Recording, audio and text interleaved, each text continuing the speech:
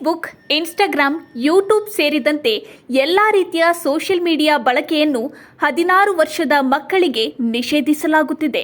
ಈ ಮಹತ್ವದ ನಿರ್ಧಾರವನ್ನು ಆಸ್ಟ್ರೇಲಿಯಾದ ಪ್ರಧಾನಮಂತ್ರಿ ಘೋಷಿಸಿದ್ದಾರೆ. ಫೇಸ್ಬುಕ್, ಇನ್ಸ್ಟಾಗ್ರಾಮ್, ಯೂಟ್ಯೂಬ್ ಸೇರಿದಂತೆ ಹಲವು ಸೋಷಿಯಲ್ ಮೀಡಿಯಾ ಪ್ಲಾಟ್ಫಾರ್ಮ್ ಬಳಕೆ 16 ವರ್ಷದೊಳಗಿನ ಮಕ್ಕಳಿಗೆ ನಿರ್ಬಂಧಿಸಲಾಗುತ್ತಿದೆ.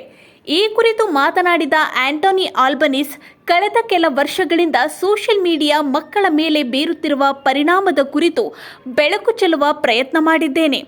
ಈ ಸೋಷಿಯಲ್ ಮೀಡಿಯಾ ಮಕ್ಕಳಿಗೆ ಮಾರಕವಾಗಿದೆ. ಅವರ ಬೆಳವಣಿಗೆಗೆ ಕುಂಠಿತ ಮಾಡುತ್ತಿದೆ. ಸಮಸ್ಯೆಗೆ ಸಿಲುಕುತ್ತಿರುವ ಮಕ್ಕಳ ಸಂಖ್ಯೆ ಹೆಚ್ಚಾಗಿದೆ. ಮೋಸ, ವಂಚನೆ ಸೇರಿದಂತೆ ಮಕ್ಕಳು ಹಲವು ಸಂಕಷ್ಟಕ್ಕೆ ಸಿಲುಕುತ್ತಿದ್ದಾರೆ. ಹೀಗಾಗಿ 16 ವರ್ಷದೊಳಗಿನ ಮಕ್ಕಳು ಸೋಷಿಯಲ್ ಮೀಡಿಯಾ ಬಳಕೆಯಿಂದ ದೂರವಿರುವಂತೆ ಹೊಸ ಕಾನೂನು ತರಲಾಗುತ್ತಿದೆ ಎಂದು ಆಂಟನಿ ಆಲ್ಬನೀಸ್ ಹೇಳಿದ್ದಾರೆ. ಆಸ್ಟ್ರೇಲಿಯಾದ ಕ್ಯಾಬಿನೆಟ್ ಈ ಕುರಿತು ಚರ್ಚಿಸಿದೆ. ಈಗಾಗಲೇ ಕರಡು ಕಾಯ್ದೆ ಸಿದ್ಧಗೊಂಡಿದೆ. ಅಂತಿಮ ಹಂತದ ತಯಾರಿಗಳ ಬಳಿಕ ಸಂಸತ್ತಿನಲ್ಲಿ ಮಂಡಿಸಲಾಗುತ್ತಿದೆ. ಶೀಘ್ರದಲ್ಲೇ ಹೊಸ ಸೋಷಿಯಲ್ ಮೀಡಿಯಾ ಮಸೂದೆ ಮಂಡನೆಯಾಗಲಿದೆ. ಒಮ್ಮೆ ಮಸೂದೆ ಮಂಡನೆಯಾದ ಬಳಿಕ 12 ತಿಂಗಳಲ್ಲಿ ಕಾನೂನು ಆಗಿ ಜಾರಿಯಾಗಲಿದೆ ಎಂದು ಆಂಟೋನಿ ಆಲ್ಬನೀಸ್ ಹೇಳಿದ್ದಾರೆ. ಈ ಕಾಯ್ದೆಯಲ್ಲಿ 16 ವರ್ಷದೊಳಗಿನ ಮಕ್ಕಳು ಸೋಷಿಯಲ್ ಮೀಡಿಯಾ ಬಳಕೆಯಿಂದ ದೂರವಿರುವಂತೆ ಮಾಡಲಿದೆ. ಇನ್ನು ಈ ಕುರಿತು ಪೋಷಕರು ಎಚ್ಚರ ವಹಿಸಬೇಕು ಎಂದು ಆಲ್ಬನೀಸ್ ಹೇಳಿದ್ದಾರೆ.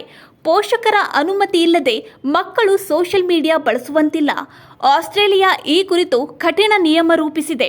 ಶೀಘ್ರದಲ್ಲೇ ಸಂಸತ್ತಿನಲ್ಲಿ ಮಂಡನೆಯಾಗಲಿದೆ.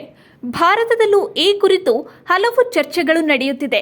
ಮಕ್ಕಳನ್ನು ಸೋಷಿಯಲ್ ಮೀಡಿಯಾ ಬಳಕೆಯಿಂದ ನಿಷೇಧಿಸಬೇಕು ಅನ್ನೋದು ಹಲವರ ಒತ್ತಾಯ. ಹಲವು ವೇದಿಕೆಗಳಲ್ಲಿ ಈ ಕುರಿತು ಚರ್ಚೆಗಳು ನಡೆದಿದೆ. ಭಾರತದಲ್ಲಿ ಸೋಷಿಯಲ್ ಮೀಡಿಯಾ ಬಳಕೆ ತುಸು ಹೆಚ್ಚು. ಇತ್ತೀಚೆಗೆ ಸೋಷಿಯಲ್ ಮೀಡಿಯಾ ಅತಿಯಾದ ಬಳಕೆಯಿಂದ ಮಕ್ಕಳು ಮಾತ್ರವಲ್ಲ, ವಯಸ್ಕರು ದಾರಿ ತಪ್ಪುತ್ತಿದ್ದಾರೆ. ಹಲವು ಅವಘಡಗಳು, ದುರಂತಗಳು ಸಂಭವಿಸಿದೆ. ಇತ್ತೀಚೆಗೆ ರೀಲ್ಸ್ ಪ್ರಭಾವ ಹೆಚ್ಚಾಗುತ್ತಿದೆ. ರೀಲ್ಸ್ ಮಾಡಲು ಹೋಗಿ ಹಲವರು ಜೀವ ಕಳೆದುಕೊಂಡಿದ್ದಾರೆ. ವಯಸ್ಕರ ರೀಲ್ಸ್ ಹುಚ್ಚಾಟಕ್ಕೆ ಮಕ್ಕಳು ಬೆಲೆ ತೆತ್ತ ಹಲವು ಘಟನೆಗಳು ನಡೆದಿವೆ.